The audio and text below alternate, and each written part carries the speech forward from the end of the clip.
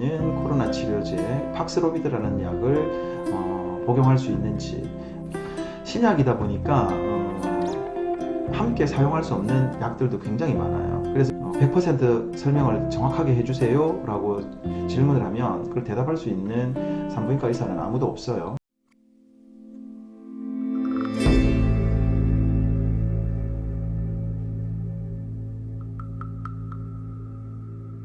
안녕하세요. 산부인과 전문의 오상윤입니다.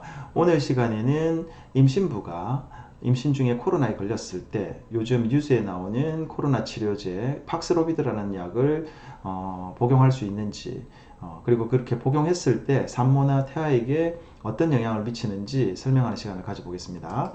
이 팍스로비드는 상자가 이렇게 생겼고, 뜯어보면 한 사람분 박스가 이렇게 생겼는데, 다시 뜯어보면 이렇게 핑크 2개, 흰색 하나, 이 세 알을 한 번에 먹는 약이거든요. 그리고 이 세 알을 아침 저녁으로 5일 연속으로 꾸준히 먹어야 돼요. 많은 사이트에서 이 팍스로비드를 설명하겠지만, 저는 약학정보원이라는 홈페이지에 나와 있는 내용을 잘 정리되어서 이 내용을 중심으로 설명을 해볼게요. 성분은 리토나비르, 니르마트렐비르, 이름이 굉장히 어렵죠. 저도 사실은 생소해요. 팍스로비드를 처음 보는 약이니까. 리토나비르를 검색해 보니까 기존에 에이즈 환자를 치료하는 약이더라고요. 그러니까 이 에이즈 환자를 치료한 경험이 있으니까 사실 리토나비르는 좀 임신부에게 투여한 병력이 있을 거예요. 그리고 니르마트렐비르는 이번에 코로나19 바이러스를 치료하기 위해서 화이자가 새로 개발한 약이거든요. 그러니까 신약이다 보니까 정보가 별로 없어요. 그래서 이 밑에 흰색은 리토나비르, 그 다음에 핑크색 2개 니르마트렐비르. 근데 이게 허가일은 2021년 12월 27일, 아직 2달도 안 된 약이에요. 굉장히 신약이죠.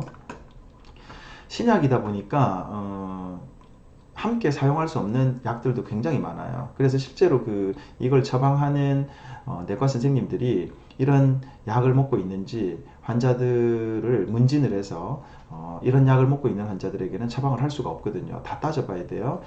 그래서 여기 보면 아미오다론, 부정맥약, 카바마제핀이나 클로자핀 같은 항경련제, 콜킨, 이거는 통풍약이네요. 통풍약이고, 얼고타민, 편두통약, 로바스타틴, 고지혈약, 그 다음에 피록식감, 진통제도 있네요. 실데나필은 비아그라 성분이잖아요. 이런 것들은 먹고 있으면 이렇게 팍스로비드를 사용할 수 없다. 그래서 이런 걸 다 대조하고 먹어야 되니까 굉장히 까다롭게 처방받는 약이라는 걸 알 수가 있겠죠.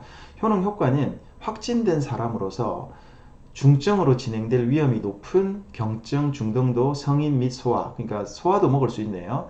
그러니까 결국은 중증으로 가서 생명의 위협을 받을 수 있는 기저질환을 가지고 있다든지 면역질환을 가지고 있다든지 몸이 허약한 사람들은 먹을 수도 있겠죠. 소아 같은 경우는 12세 이상이면서 체중 40kg, 대략 중학생 이상부터는 좀 쓸 수가 있네요.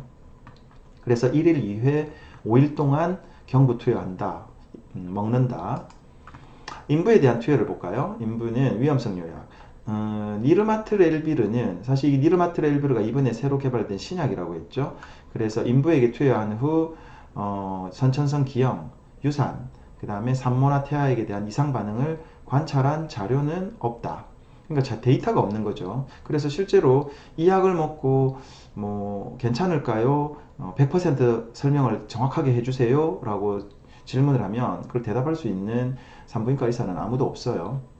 근데 리토나비르는 아까 에이즈 치료제라고 했잖아요. 근데 에이즈 환자 중에서는 임신부도 있거든요. 그러다 보니까 이 약은 임신부에게 투여한 경험이 있는 약이에요. 그래서 사용해 봤더니 주요 선천적 기형의 위험은 증가하지 않더라. 그러니까 기형 발생을 그렇게 일으키지 않는다라고 이렇게 증명된 약이에요. 그렇지만 리토나비르 역시도 유산의 위험을 높이는지 아닌지 이런 데이터는 또 없다고 하네요. 그러면서 임신 중에 치료되지 않은 코로나19, 그러니까 코로나에 감염되면 산모나 태아가 위험할 수 있으니까 경우에 따라서는 이 약을 임신부에게 투여할 수 있다. 뭐 아무나 투여하는 건 아니고 임신부 중에서도 뭐 면역이 약한 사람, 기저질환이 있는 사람, 이런 사람들은 코로나19에 감염되면 더 위험하거든요. 그런 경우에는 내과 선생님이랑 산부인과 선생님이 협진 상의를 해서 투여를 결정하게 되겠죠. 사람에 대한 자료가 많이 없다 보니까 동물 실험을 많이 했던 거예요. 그래서 뭐 니르마트렐비로 이번에 새로 개발된 신약 같은 경우 토끼에게 10배 이상, 그러니까 사람에게 투여하는 양의 10배 이상을 투여했더니 토끼의 새끼가 체중이 잘 늘지 않더라. 뭐 이런 보고서도 있고, 그렇지만 3배 정도를 투여해 봤더니 뭐 발달 독성은 관찰되지 않더라. 그 다음에 리토나비르 토끼에게 3배 이상 투여해 봤더니 뭐 발달 독성은 관찰되지 않았다. 이렇게 이제 동물 실험을 할 때는 좀 잔인하지만 사람에게 투여하는 양의 뭐 10배, 20배, 5배, 3배 뭐 이런 식으로 막 투여하면서 어느 정도 투여했을 때 기형이나 문제점이 생기고 또 어느 정도 투여했을 때 문제점이 안 생기는가 이런 데이터를 수집하거든요. 그러면서 이제 이 말미에 설명에 모든 임신에는 선천적 결함, 즉 기형이죠. 유산 또는 불리한 결과의 위험이 있다. 즉 임신을 하면 약을 쓰든 안 쓰든 약을 안 쓰는 사람도 기형 생길 수 있고 유산될 수도 있고 뭐 다른 부작용이 생길 수도 있다. 그래서 미국의 전체 인구, 미국의 인구의 보편적인 평균을 보면 기형 발생은 한 2에서 4%, 그러니까 3% 내외 정도는 기형이 생긴다. 그 다음에 15에서 20%는 유산이 생긴다. 생각보다 유산의 발생 빈도가 높죠. 사실 평균적으로 15에서 20%는 유산이 생겨요. 그러니까 이 정도 생기는 위험률과 약을 썼을 때 그런 위험률을 비교해 보면 과연 이 약이 위험한지 아니면 괜찮은 약인지 판정할 수가 있겠죠.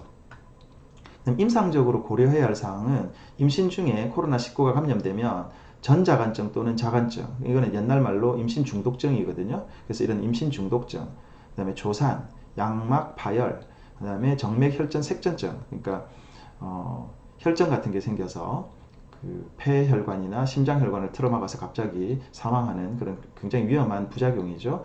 그리고 태아 사망, 이런 것들이 코로나19 감염이 되면은 잘 생긴다. 그래서 기저질환이 있거나 몸이 허약한 사람들 경우에는 이런 걸 예방하기 위해서, 이런 거 생기면 산모도 사망하고 태아도 사망할 수 있잖아요. 그런 경우에는 팍스로비드를 필요하다면 사용해야 된다, 이런 얘기고, 리토나비르는 아까 에이저 치료제라고 했기 때문에 사람에 대한 치료한 경험이 있으니까 자료가 있는 거예요. 그래서 미국 기준 인구에서 2.7%의 배경 선천적 결합률, 그러니까 뭐 미국에서 인구로 볼 때 평균 아까 3% 정도는 기형이 생긴다고 했잖아요. 근데 리토나비르를 써봤더니 약을 써도 그냥 약을 안 쓴 그룹하고 비교해 봤더니 기형 발생률이 그렇게 높지 않더라, 괜찮더라, 뭐 그렇게 얘기를 하고 있고, 태반이 전달되느냐 했더니 약간 그 태반을 통과해서 아기에게 전달이 되긴 하는데 농도는 굉장히 미미하더라, 뭐 이런 식으로 설명을 하고 있네요.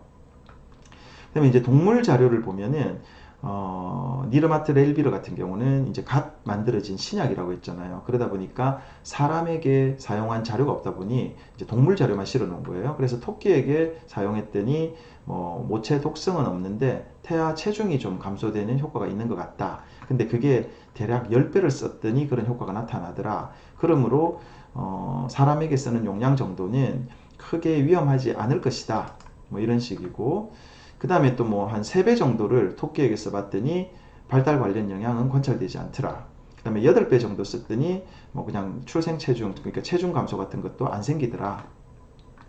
뭐 5배 썼더니 뭐 체중 변화가 관찰되지 않더라. 이런 식으로 설명을 하면서 필요에 따라서는 임신부도 사용해야 되는 그룹에서는 사용을 고려할 수 있다라고 설명하고 있네요. 앞으로 이제 사람에게 사용하다 보면 임신부에게 사용한 경험도 점차 늘어서 데이터가 쌓이면 좀 더 정확한 정보가 나와서 나중에는 임신부도 사용할 수 있는 약입니다 하고 등급이 매겨지겠죠. 여튼 지금 오미크론 코로나 바이러스가 너무 전격적으로 급격하게 팽창하고 있으니까 많은 임신부들이 위생에 주의하시고 가급적 많은 사람들을 만나러 외출하지 마시고 집에서 코로나에 걸리지 않도록 아무쪼록 조심하시기를 바랍니다. 오늘 강의는 여기서 마치겠습니다.